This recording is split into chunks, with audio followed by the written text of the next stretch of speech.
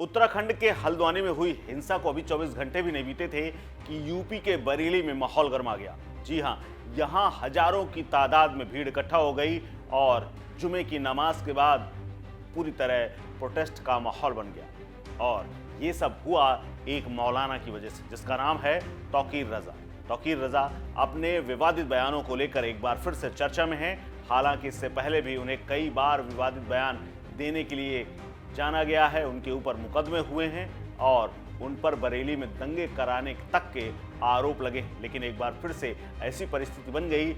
लेकिन अच्छी बात यह रही कि यूपी में पुलिस और प्रशासन की सख्ती के चलते कोई बड़ी घटना नहीं हुई। दरअसल बरेली में आईएमसी प्रमुख मौलाना तौकीर रजा खान ने देश में मुसलमानों के खिलाफ नफरत का माहौल बनाने का आरोप लगाते हुए गिरफ्तारी देने के लिए थाने पहुंच गए। उनके साथ सैकड़ों की भीड़ थी। दरअसल ये पूरा कार्यक्रम आयोजित किया गया था क्योंकि आज जुमे की नमाज थी और शुक्रवार को जुमे की नमाज के बाद मस्जिद के बाहर बड़ी संख्या में भीड़ इकट्ठा हुई थी, जहां उन्होंने तीखे बयान दिए। मौलाना ने कहा कि हमें मजबूर कर दिया गया है कि मुल्क में नफरत का माहौल बनाया हुआ है, उससे हम मजबूर हैं अपनी सुरक्षा करने के लिए। उन्होंने ये भी कहा कि अगर किसी ने कोई अपराध किया है तो उसे गिरफ्तार किया जाए। अगर कोई अपराधी है तो उसके मकान, मदरसे, मस्जिद पर बुलडोजर क्यों चलाया जा रहा है? मकान, मदरसे और मस्जिद ने कोई अपराध नहीं किया है, इसका हम पुरजोर विरोध करेंगे। मौलाना तौकीर रजा शुक्रवार की दोपहर तकरीबन 1:30 बजे अपने घर से निकले। कड़ी सुरक्षा के बीच इस्लामिया मैदान के पास से होते हुए आला हजरत मस्जिद पहुंचे, जिसकी जानकारी होते हुए उनके समर्थकों की भारी भीड़ उमड़ पड़ी। समर्थकों ने सरकार के खिलाफ जमकर नारेबाजी शुरू कर दी और भीड़ देखकर पुलिस प्रशासन के हाथ पांव फूल गए। मौलाना तौकीर रजा बरेली के एक धार्मिक नेता हैं। वो सुन्नी मुसलमानों के रहबर माने जाते हैं, उन्हीं का वो नेतृत्व करते हैं। बरेली समुदाय से ताल्लुक़ रखते हैं, यानी बरेलवी हैं, और वो दुनिया भर में प्रसिद्ध आला हजरत खानदान से आते हैं, जिन्हें इस्लाम धर्म के सुन्नी बरेलवी मसलक की शुरुआत की थी।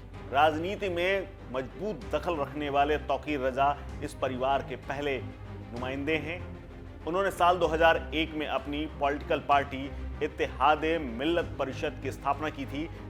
अपने पहले ही चुनाव में उनकी पार्टी ने नगर पालिका की 10 सीटें जीती थी। साल 2009 आते आते रजा ने कांग्रेस का दामन थाम लिया था। उनके सहयोग से कांग्रेस के प्रत्याशी बीजेपी उम्मीदवार संतोष गंगवार को हरा दिया था।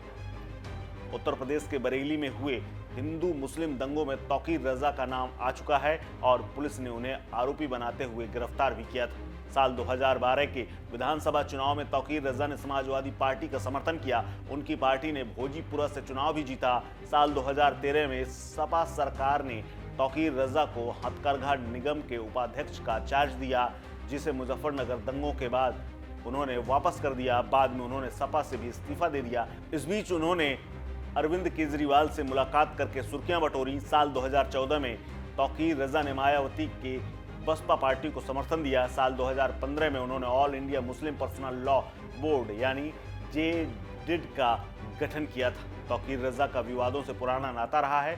उन्होंने द्रौपदी को लेकर साल 2017 में एक विवादित बयान दिया था, जिससे जमकर बवाल हुआ था। साल 2022 में भी बरेली में मुसलमानों को संबोधित करते हुए उन्होंने हिंदुओं को कथित तौर पर धमकी दी थी। उनके खिलाफ शिकायतें भी पुलिस में कही थी। उन्होंने ये भी कहा था कि मैं अपने हिंदू भाइयों को चेतावनी देना चाहता हूं कि मुझे डर है कि जिस दिन मेरे मुस्लिम युवाओं को कानून हाथ में लेने को मजबूर किया जाएगा, उस दिन क्या होगा मैं भी नहीं जानता।